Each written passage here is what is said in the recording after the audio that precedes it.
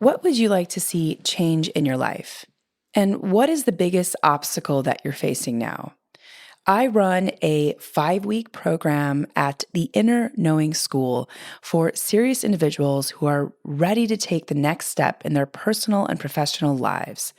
I will personally be coaching a small group of individuals, a number of practical tools and frameworks for creating an intuition practice and for self-mastery. You can find more at theinnerknowingschool.com. I have a master's certification in intuition medicine, and I've condensed 10 plus years of experience and research navigating how to harness your energy and intuition in an easy to access live curated course. Now, as someone who's helped countless creatives, entrepreneurs, and many who are just plain stuck, open doors of possibility they never thought existed, I've seen this strategy transform people's inner states and external reality. And the best part is that you'll skyrocket your output and unlock your creative genius. I'll work with you weekly live to overcome your limiting beliefs and show you how to manage your energy instead of your time. I'll teach you how to create clarity, processes, develop your intuition based on some of the top tools and frameworks that I've developed. And you'll get access to guided meditations and visualizations not available anywhere else. This method is so effective that even if you don't have that much time, or if you think that you might not be ready, this will work for you. You can check out the link in the show notes to join the waiting list, and you can check out what past clients had to say about the program. Wishing you all many blessings ahead. I'd like to thank our sponsors, Blood Moon Box, a monthly subscription box service for period pads and tampons to help support all humans who have a cycle for that time of the month, and no need to run to a store to mix and match period supplies that don't cater to the entire ebbs and flows of your cycle. There are 2 box options based on your cycle, light and medium, and then heavy. And in addition to the period products, you'll also receive PMS herbal teas, a candle, and some other items for your time of the month. You can reserve a box by navigating to bloodmoonbox.com. And bloodmoonbox.com is on a mission to destigmatize the idea of period blood. At Blood Moon Box, they believe that it is the time to honor the enchanting magic within every person who has a cycle. So join us in embracing the magic of your cycle with Blood Moon Box. Hi, my name is Yasmin Terehi, and this is Gateways to Awakening, where we host one-on-one conversations with leading experts in wellness, well-being, and spirituality.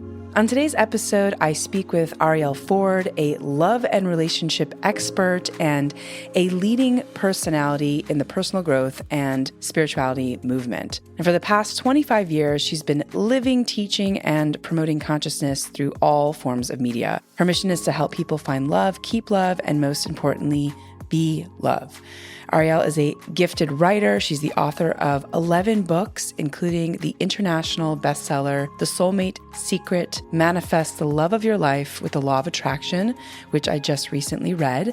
She's also the author of Turn Your Mate into Your Soulmate, devoted to exploring a simple, fun, and effective way to attain groundbreaking shifts in perception so that you can embrace and find the beauty and perfection in yourself and your mate. She's been called the Cupid of consciousness and the fairy godmother of love. I am so excited to welcome Arielle to the show. We recently met at a conference a couple months ago, and I've just been voraciously reading her books and checking out her work. And her newest book, The Love Thief, is a novel, and we'll dig into that book as well on the show.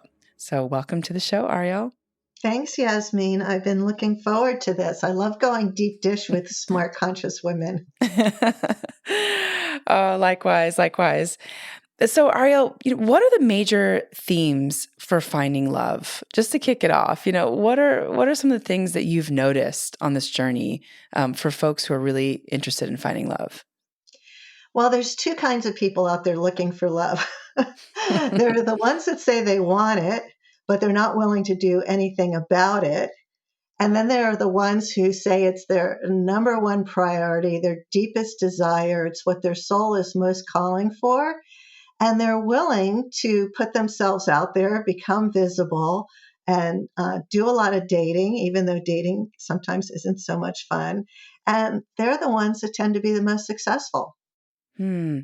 And so, what is holding people back who say they want love, but then are not actually, kind of putting themselves out there or doing anything in the direction of finding love?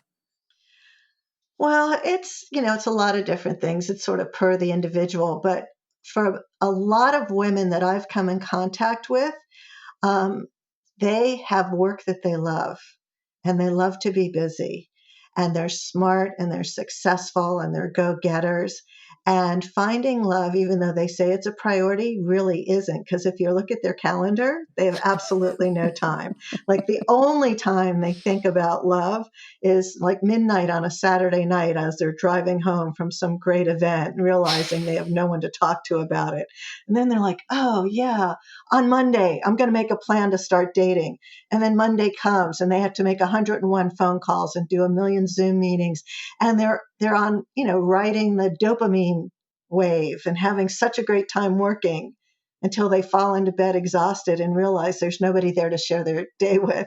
So that tends to be the kind of women I end up coaching most often because it's just like if you like to work out or you need to work out, most people put it on the schedule, right? It's like a non-negotiable. That's how it really needs to be when you're thinking about finding your soulmate life partner. It needs to be non-negotiable. You've got to make time for it. Not like, well, when I meet somebody, then I'll make the time. It Mm. doesn't work like that. Wow, that's so fascinating. Really, really interesting. So, you suggest that people put time on the calendar to focus on. And when you say finding love, that also means preparing yourself, right, for being open to love and being in a receptive mode to it, right? So there's so many things that you share in the Soulmate Secret about attracting love in your life. So maybe we could dig into some of these tips and strategies that you've come up with. Yeah. So you mentioned the key word here, and it's about being receptive, right? uh, you have to really decide, yes, now is the time. I'm open, willing, and available. I'm ready to receive my beloved, and I'm willing to carve out time on the calendar to do that. So maybe it's 30 to 45 minutes, 5 days a week when you're going through the dating apps and setting up, video chats and some get to know you coffee dates. That's a really important thing to do. The other thing is you want to put date nights on your calendar. So there's a section of the book called Living as If.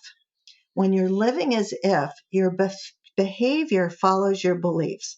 My belief is the one is out there and he or she is also looking for me.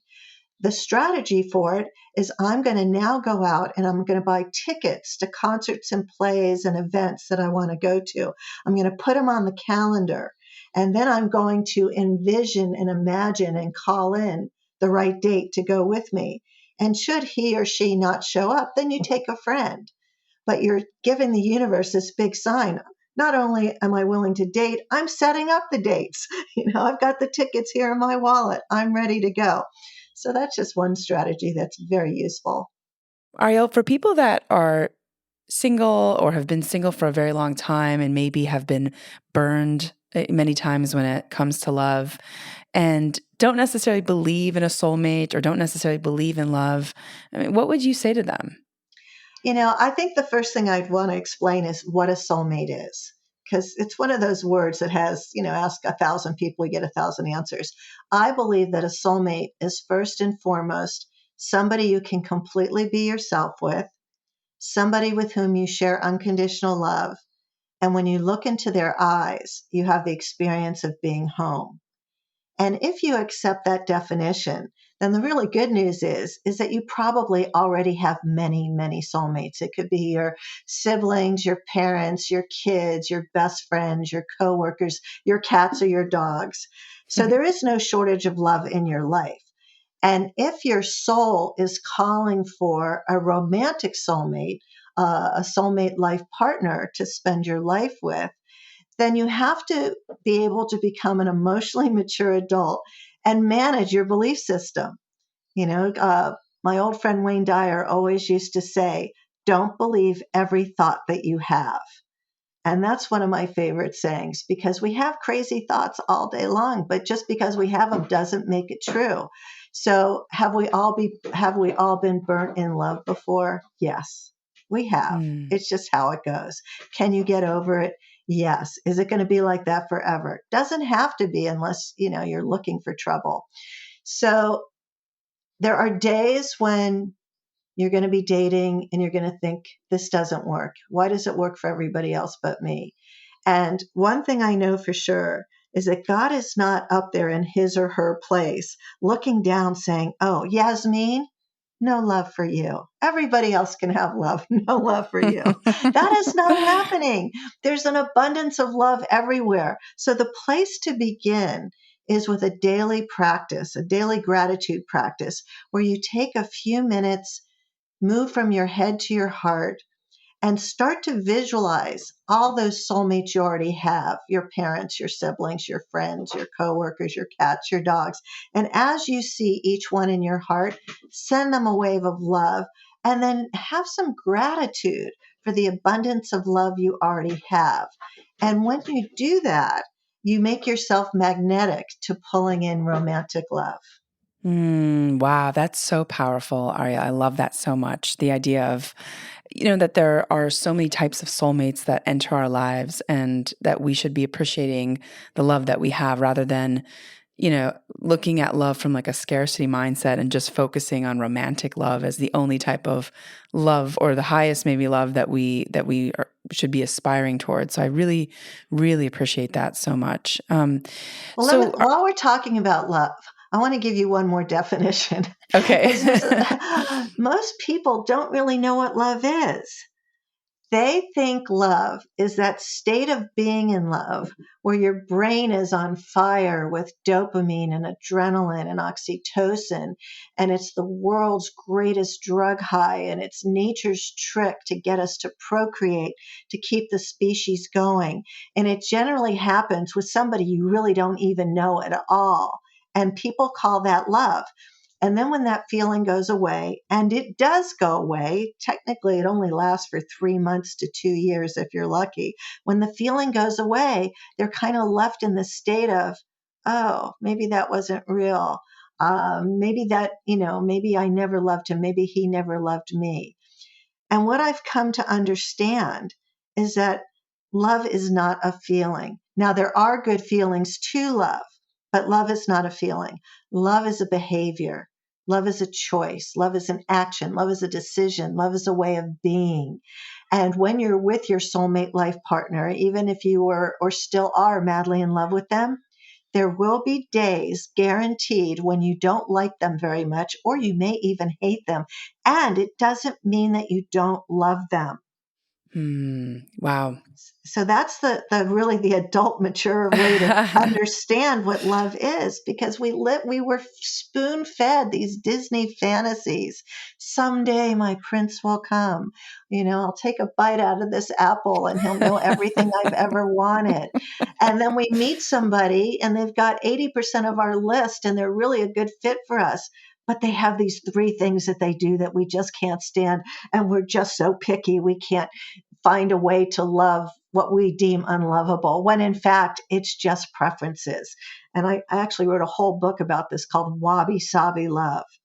And Wabi Sabi is the ancient Japanese aesthetic of finding beauty and perfection in imperfection. Yep. And it's something that is really worth taking the time to understand how to do, especially if you have to live with yourself for the rest of your life, because the person who needs your wabi sabi love more than anybody is you, is us. Yeah, I love that. So I want to go back to something you said, because I think this is a really important point. You make the distinction of your brain on dopamine and oxytocin, all the feelings you get from like that kind of chemical feeling in your body, which I think a lot of people have misconstrued for love. And then you also said, love is a behavior, it's a decision. And I really want to highlight that point. Like, love is a decision and a choice that you make. Because I think that there is obviously a lot of kind of immature thinking about about the idea that this person is not who I think they are. And like, there's no real desire for growth to happen too. And so I think that I've heard this from many people where there is also a focus on growing together and being open to the idea that like we are human beings who are going to change, and we want to give space in our romantic relationships and this dynamic. So I'm also curious because you talk about keeping love, right? So how do we keep love? How do we make that love last? And maybe you can even share a story or two that you've noticed has worked for people. Absolutely. So it's all about choice, right? So when the feelings go away, and they may go away, then you get to really choose your partner. And if you've chosen wisely, it isn't even that hard. There's been some research done on what it takes, what are the elements that it takes to have a long, happy, healthy marriage or partnership. It takes connection, compatibility, good communication, which thank God can be learned, some chemistry, although chemistry is actually the least important. The single most important trait in a long-term, healthy, happy marriage is a shared vision for the future. If you don't have that right off the top, you can't make it work. That would be things like we both want children. We both don't want children. We both want to live together under the same roof 24/7, or we want to be married and committed and have two separate houses. We want a vacation at the beach. We want a vacation in the mountains, or we don't care if we take separate vacations. There's no rules about what that has to look like, just that you're agreed upon the big things, the values that are most important to you. So that requires that you just can't pop off and marry somebody because you have that I'm in love feeling, because you're now having that I'm in love feeling with a virtual stranger. So in an ideal situation, you spend at least a year, if not longer, dating somebody exclusively, really getting to know them, know their friends and family. They know your friends and family, seeing that you do have these, shared values before you like sign on the dotted line and say, hey, babe, I'm yours forever. So when do you feel like that conversation needs to happen in the dating journey, in terms of shared values and an idea of a person, getting to know I a would person say takes a I while. would say from the first conversation, I don't advise anybody to leave their home anymore to go meet somebody, whether it's a blind date or, a coffee meetup. Do not leave your house until you've had at least one video chat with them. At least one, ideally two. Because there's certain things like, especially in this day and age, you really need to find out where they are politically. Are they a vaxxer or an anti-vaxxer? Right? Are they a Trumper or anything but a Trumper? And I don't care which you are, but there are some things that are just, so incendiary that you kind of need to know that up front. So start with a video chat, start with the big issues, and you can do it in a lighthearted, fun way. And if you're dating online, I suggest you even do that in your profile, where you could just say, hey, I'm sort of a traditional girl next door looking for the white picket fence and a few babies with liberal views. That's a good headline. Okay, because that's gonna be all the ones who are just looking for a hookup. They know that you want kids. They know that you're gonna vote blue, not red. And they're gonna X themselves out. And people say to me, "Oh, but I don't want to scare anybody off." And I'm like, "Yes, you do." It's a sorting process. You do want to scare them off. I talked to this one woman. Oh God, I think I met her in the TSA line at the airport a few days ago. And oh yeah, that's where I met her. And I said, well, where are you coming from? And she gave me this crazy story about how she lives in Cleveland and she met a guy online who lives in Idaho. And they had a couple of FaceTimes, and it seemed to be really fun. And it was a holiday week. We just had this holiday Hmm. weekend, and he said he invited me out. And then she got there and she discovered that, there were guns all over the Oh my house. God. He's a hunter. She's a yoga vegan person, right? And he had Fox News on the whole time, and she doesn't even want to read the newspaper. And like within 20 minutes of being in his home, all she could think of was, oh my God, I've got 5 more days, right? How do I get out of this? And it doesn't have to be that way. So don't leave your house, get on a video chat and be lighthearted about it. There's enough craziness in the news every day to say, oh my God, did you see they just killed 72 more people in a Walmart? When are they going to get guns under control? Right. And the person on the other side's either going to say, yeah, isn't it horrible? I agree with you. Or they're going to say, hey, would you like to see my AK-47? In which case you end meeting, right? Right. Got it. So basically, air out the value conversation from the beginning and don't leave your house. Have conversations. It's interesting though, because it does take a while. And also people also can be very different on the phone and on video versus in person, right? So there is this kind of interesting dynamic that can play out. So what about in terms of keeping love? Let's say, one of your clients has done the work. They found their partner, right? They've made the choice to, to continue to choose them. How do we keep love? It's just a conscious choice. You just have to decide, I am choosing this person. I am going all in. I'm going to love and respect them, knowing that I'm not always going to agree with them. Right? And then, when stuff comes up, you have to ask yourself, is this worth fighting over? And, how can I learn to accept this behavior, or how can I have a conversation that explains why this behavior doesn't work for me? But, what most women don't know about men is that they did a study a zillion years ago where I think there were 78,000 men in the study. And what they learned was 80% of these 78,000 men said that respect was more important to them than love, that they needed respect from their woman more than they needed her love.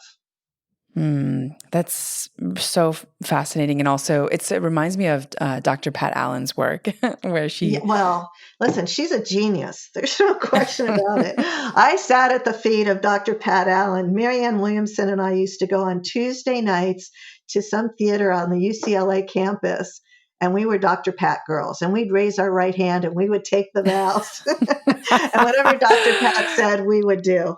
Oh my gosh. I had a reading with her at like a one-on-one session last summer, and it was it was a riot. I did the oath as well, which it's just, I think she must be like 95 at this point. But anyways. God bless her. Yeah. So respect, very important when it comes to dating.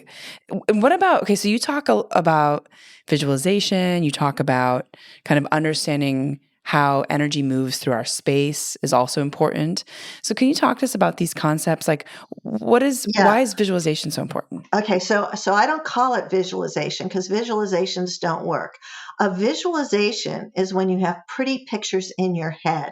So let's say you've decided, I need a new car. I want the newest, hottest BMW. It needs to be navy blue with a tan convertible top and a wooden steering wheel, and you see yourself driving down the 405 and your hair is blowing back and you can feel the wood in your hands and smell the leather seats.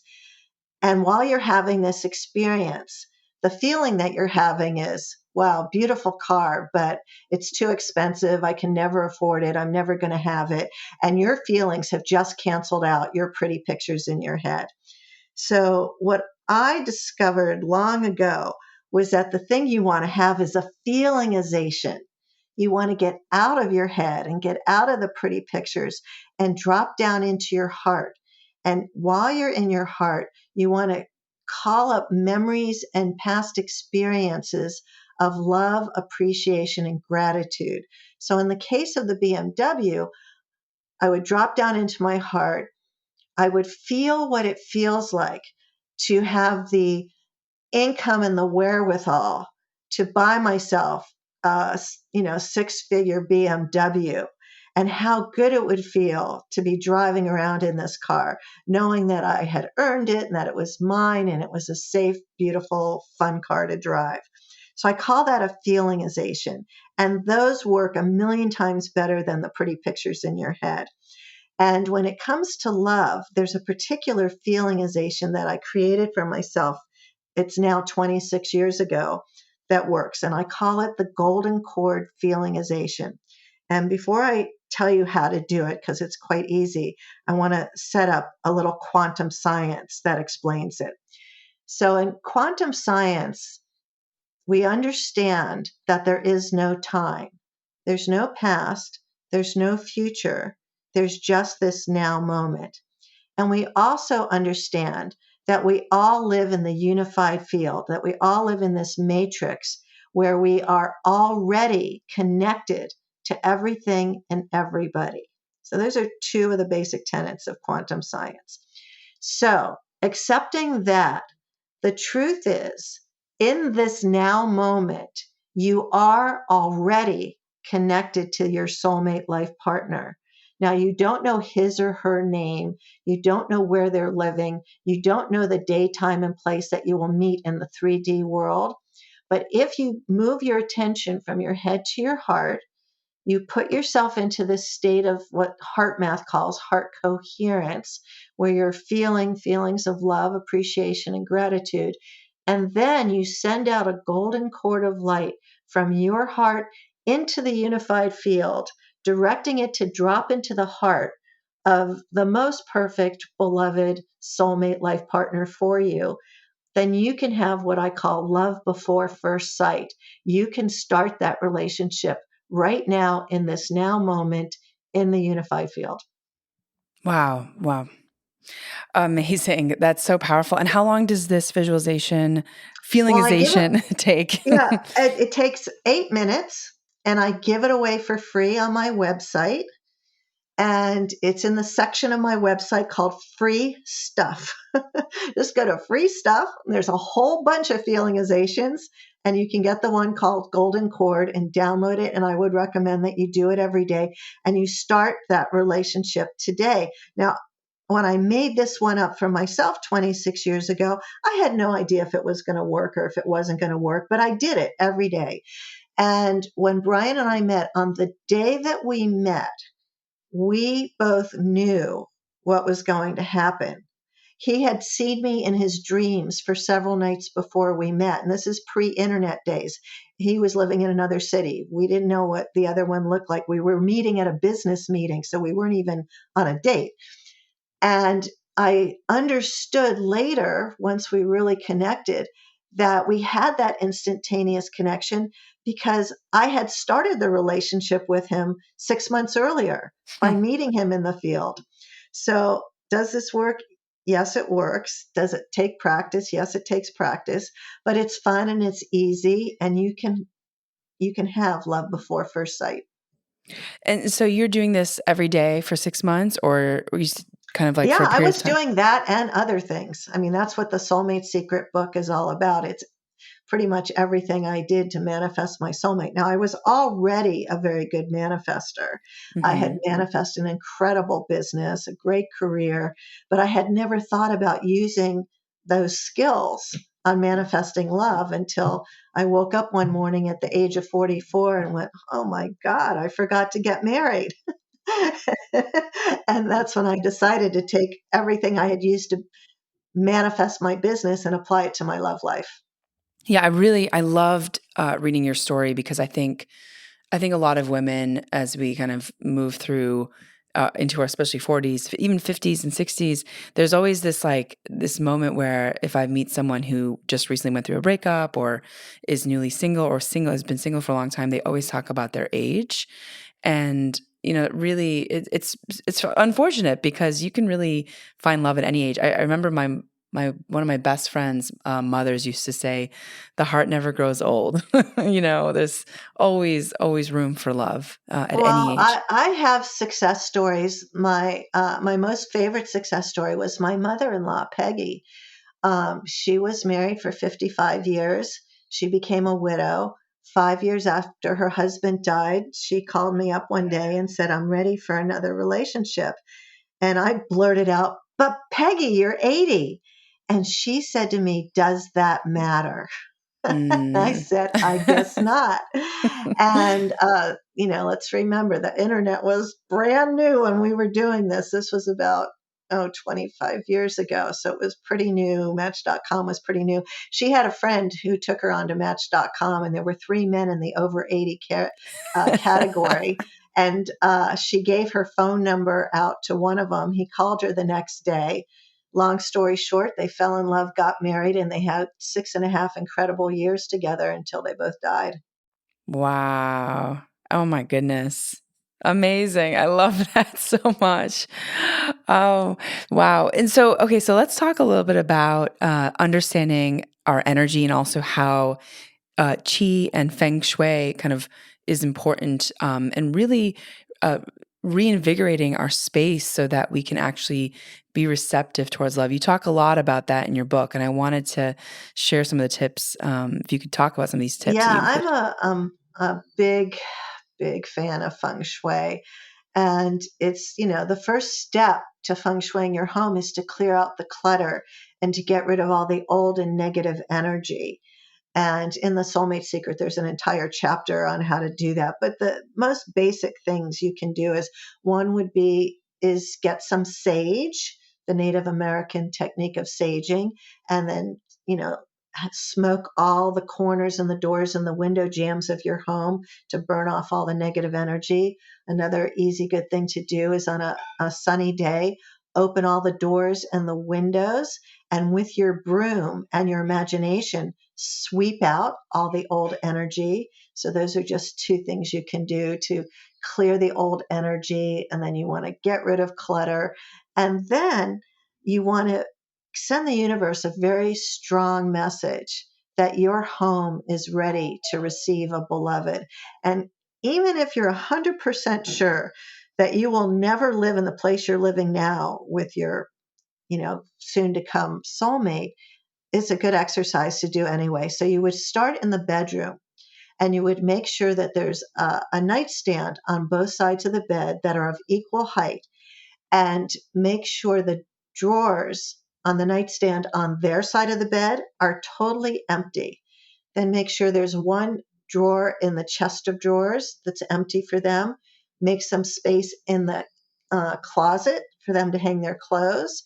Give them at least half a shelf in the bathroom cabinet, so that your bedroom is basically screaming to the universe, I have space and room for you in my home. So, energetically, that's a really good place to start. Amazing. Okay, so folks can kind of take a inventory of their space and clear out, declutter. You could read the book too for very precise information on this piece. And what about some stories of people maybe who shifted their space and found love after using some of these tips? Is there? Yes, that happened to a friend of mine. I'm not going to out him because he's very famous, but we went to lunch one day, and he was really sad. He had been living with this woman, and she dumped him. And he was young. He was like in his early 30s, but he really thought she was the one. And as he was talking to me, he said, and every time I walk into the living room and I see all these framed photos of the two of us together and all the traveling that we did, I really sink into a sad place. And I just looked at him and I said, hey, Nick, let's get rid of the pictures. Okay, let's take them all down and either throw them away or put them in a box in the garage, or better yet, take them to your mother's house if you can't throw them away. But let's get rid of all the pictures. And he went home and he did that. And about maybe 2 weeks later, he called me and he had the happiest voice. And it's like, well, what happened to you? You sound so great. He goes, I met the woman I'm going to marry. And I said, what are you talking about? You were like so depressed. He goes, I'm telling you, I went home to visit my sister, and my sister had her best friend from college there. And we just looked into each other's eyes. And long story short, 8 months later, Brian and I went to their wedding, and Wow. they now have 2 kids. I think the youngest one just turned 4. And all he did was a little feng shui, because it was triggering conscious and subconscious feelings for him that kept triggering more depression. And once he got that energy out of his house, love found him. Yes. Yeah. I love that. It's interesting because I have a lot of friends who keep, kind of trinkets, mementos, notes, letters from past lovers. And I'm always like, just get rid of that. Like, Yeah, and just, what's really dangerous is the women who are still wearing the jewelry that their exes gave them. Because as we know, gemstones and gold and platinum and metals, they hold energy. So every time you take the diamond that you took out of your last engagement ring and you repurposed as a necklace, you're like being choked by yep. your ex. That energy is surrounding you. Just give it away, sell it, but don't repurpose it. Okay. Just get rid of it. You can buy yourself new jewelry. Oh my gosh, I love that. So, you've also spoken a lot about the power of gratitude and how that can help attract not just love but also joy and abundance in life. And can you talk to me about your daily gratitude practice? Do you still have a daily gratitude Well, practice? that's the one I talked about earlier. Yes, where you drop into your heart and you give Mm-hmm. thanks for all the love that's already in your life. Because with the law of attraction states that we draw to us the people, places, and experiences that match our state of being. So if our state of being is, I'm so happy, I'm so lovable, I'm so grateful for all the good in my life, you're vibrating at the frequency of abundance, which pulls in more abundance. Or if you're stuck in, I'm such a loser, I'm so unlovable, love's never going to find me, I'm going to die a lonely old cat woman, that's what you're manifesting. you know that's what you're drawing in. So having a daily gratitude process is for you to remind you, aren't I so fortunate that I have so much good in my life? And no matter how bad things are, you can find some good. There's a line in the Course in Miracles that says, in this moment I have everything that I need.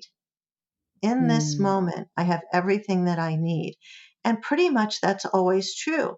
Do you have fresh air to breathe, clean water to drink, a place to sit, friends who love you? And if that's true, then just repeat to yourself, in this moment, I have everything that I need. And since the only thing that's real is this now moment, if you're living in the past or living in the future, you're just doing a form of self torture. mm. Yes, yes, yes. I love that. So, gratitude journal is an absolute must for pushing people into the feeling state. Because I think that question has come up a lot when people are like, well, how do I feel that way if I don't actually feel that way? And I think that, the gratitude, and there's been a lot Well, of let me research answer on. the how. The how is you remember a time when you did feel that way and you drop into your heart and you call up that memory. So, like I've been sick the last couple of days and I certainly don't like the way I feel when I'm sick. So, what I've been doing the last few days is remembering how fun and great it is when I feel normal, right? And my gratitude is, dear God, Goddess, and all that is, I'm so grateful that my body has healed, already healed, and that I'm feeling so good. Mm, Fake it till you make it. I mean, mm, that really does work. I love that, Ariel. And you speak a lot about forgiveness as well. Why is forgiveness so important? Oh, I know. And forgiveness is, it's taken me years to really master. I don't think I've mastered it, but to get over it, because I'm a vengeful kind of gal. I think about ways to get revenge. In fact, there, that's a big part of my new book, The Love Thief. This is The Love Thief's about a woman. He broke her heart, he crushed her dreams, and then karma intervened.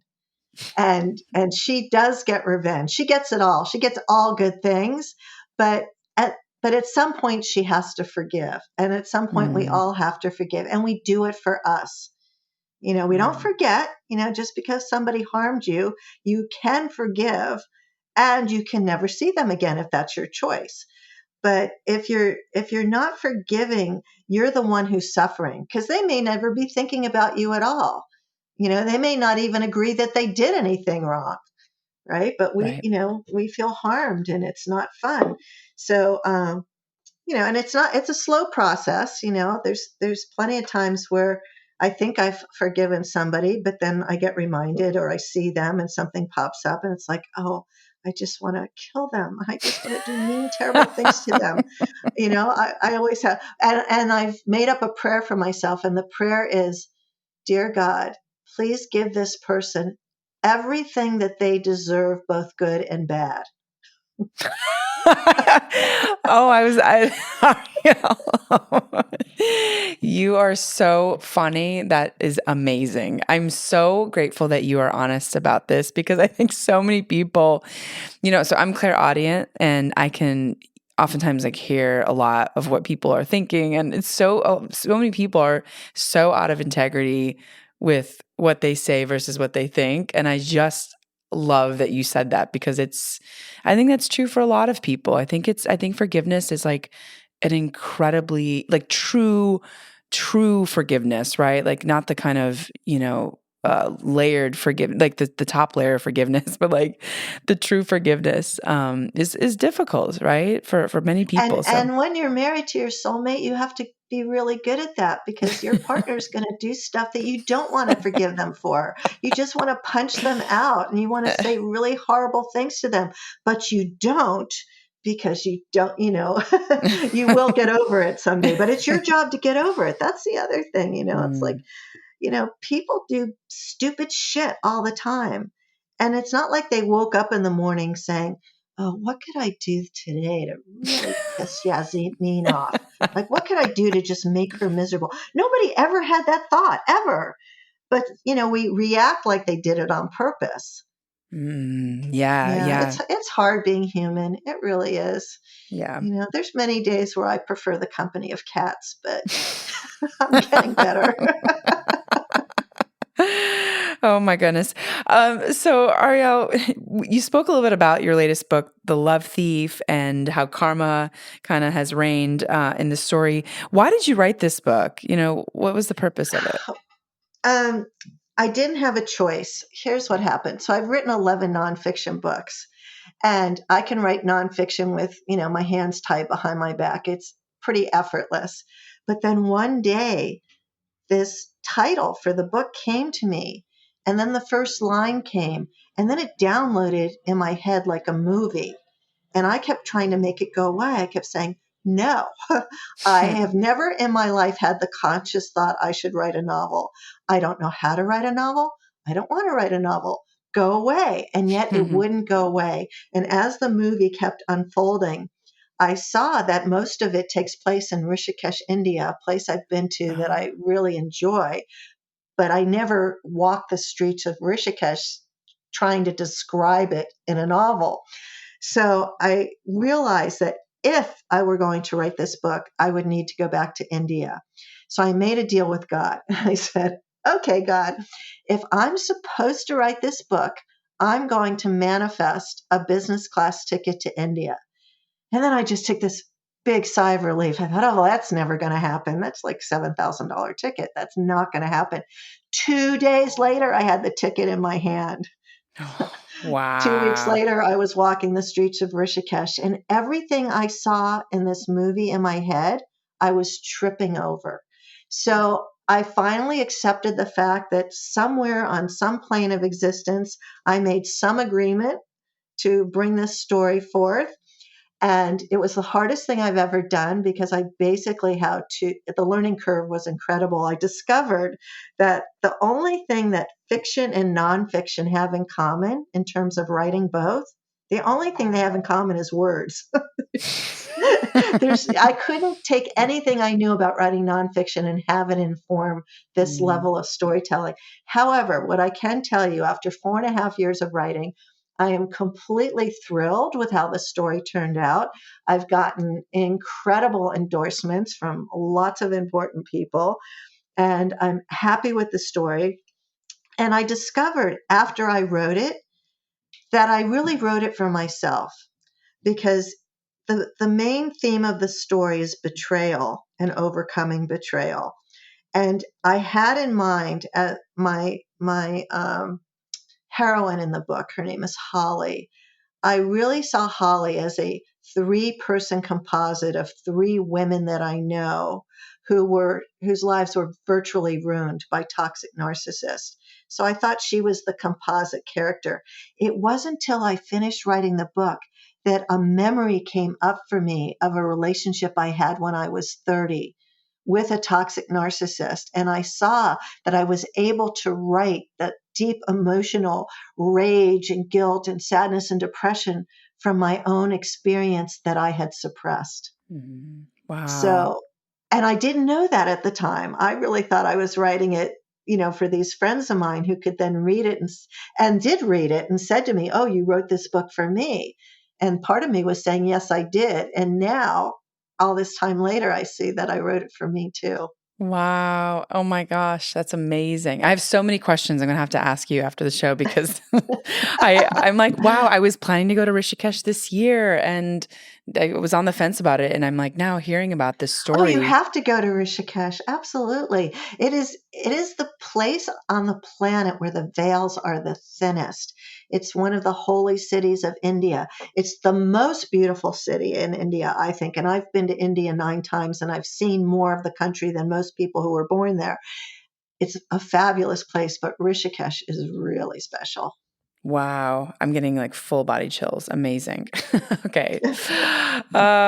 So, why do you think that this subject is important, Arielle? Why did you spend so much of your life focused on love?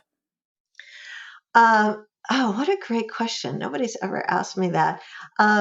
Initially I got onto this path because I was 44 and single and decided I didn't want to be single anymore.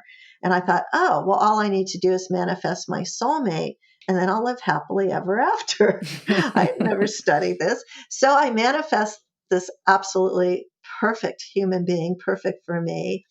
And a few months after we got married, stuff started to come up, and I started to have really negative feelings towards him at certain times, and starting to notice that I had feelings that I hadn't had since I was like a little girl, and my father was being a certain way, and I realized that even though I had manifested my soulmate, I was coming into the marriage with no partnership skills, none. I had grown up in a home where my parents hated each other and fought all the time. I'd never seen what a healthy relationship looks like. So I decided what I needed to do was to become a student of love. And that's the path I put myself on. And over the course of years, I interviewed 200 of the world's leading love, marriage, and relationship experts. And every time I'd get a nugget from one of them, I'd go try it out. And the ones that worked ended up in my book called Turn Your Mate into Your Soulmate, because I realized that what the skill I came into the marriage with, this is so embarrassing, I'm really good at being the boss. Which, if you marry an alpha male, it's not a quality they're looking for. I had to really learn how to, separate my work self from my partner self, and how to develop some feminine qualities, because we also started a business together, which was fascinating in a lot of levels and not fascinating on the days when he wasn't working at the speed of light, which is the speed I work at. Now, he works smarter than I do. He's no question smarter than I am. He was doing things in the business I could never do. But since I had always been the boss, I was used to setting the timetable. And so there was so much to learn, about myself, about being in a partnership, and I'm a better person for it because he had been a professional athlete in 2 different sports. I'd never been a team player. I didn't know what being a team player was like. I didn't know the benefits of being on a team. I'd always been the solopreneur who did it my way. Wow. So that's I did all of this for me. People think I do it for other people, but the truth is, this is how I wake up in the morning. What's in it for me today? Like I have friends that are evolutionary people. Like they wake up in the morning and they think about, how can I make the world a better place today? I've never had that thought. I'm a baby boomer. It's like, well, what's in it for me? And because I teach wabi sabi love, I've learned to find the beauty and perfection in this imperfection of mine. I Mm, am I am a people say that I'm a giver, and I guess there's a part of me that is, but the part of me I most relate to is the part of me that's a taker. mm. What's your sign? I'm just curious, I'm a Ariel. Capricorn, Scorpio rising, Moon in Gemini, and I have Venus and Mars conjunct in the third. Okay, just So I curious. was meant to be a writer. I know that. And it's great that I'm a Gemini moon because I'm married to a Gemini, so astrologically, we're a really good mix. Mm. Um, but other than that, that's about all I know about astrology, except that I still read it in the newspaper. Yeah, yeah, just curious. I've been studying it as well. What about, things that may have surprised you the most looking back on your kind of career and the books that you've written and maybe the work that you've done with people? What sort of surprised you the most?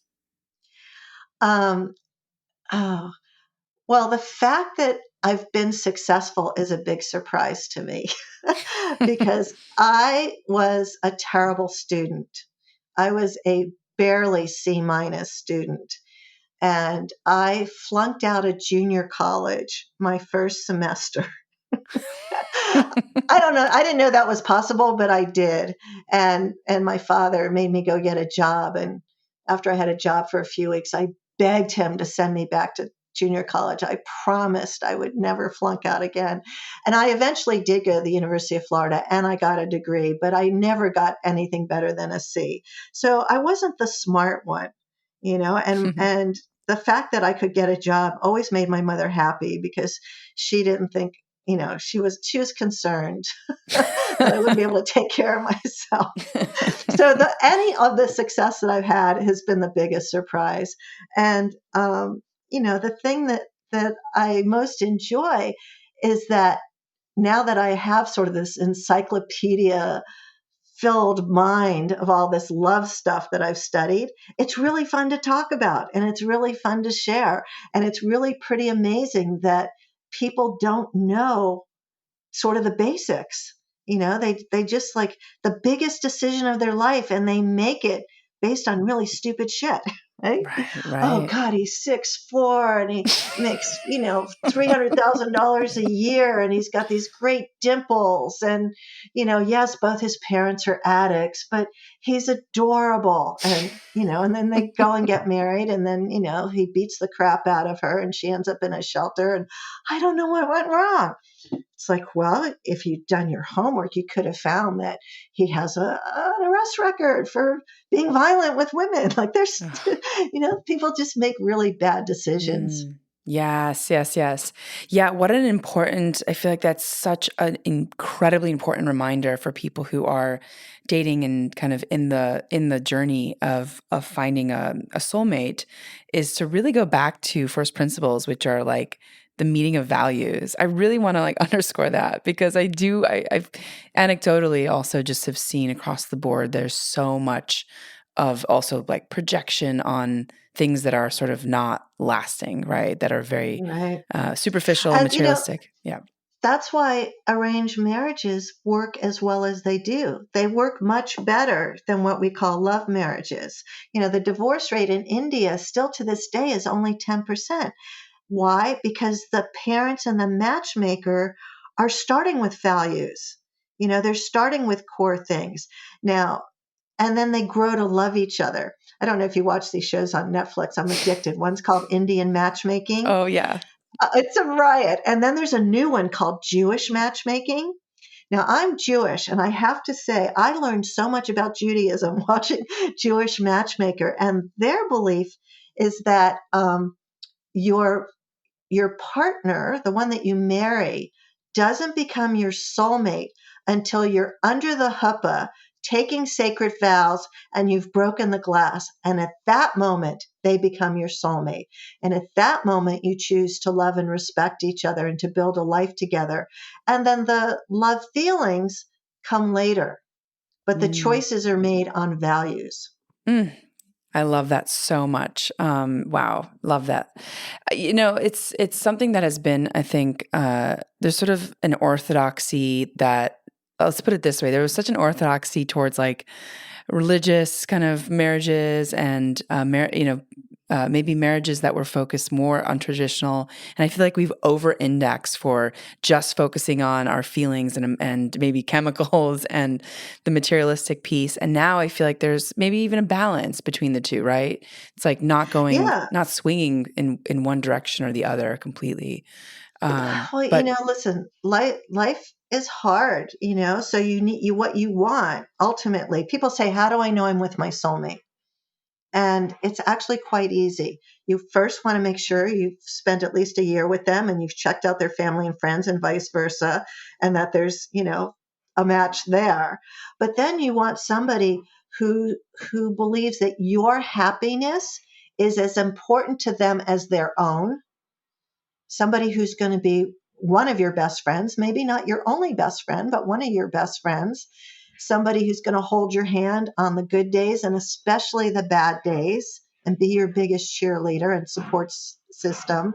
Somebody's going to take a bullet for you, so yeah. you want that level of connection and reliability and certainty that you've chosen a good person. And Yes. the thing that I've noticed, which I rarely say publicly because women get so upset with me, but the truth is, and I've asked all the soulmate couples I know, is that the hottest, greatest sex of your life is probably not with your best possible partner. Not that it's not going to be good and fulfilling and satisfying, but the insanely hot, hot, hot stuff could be in your past because that person, you have no commitment with them, right?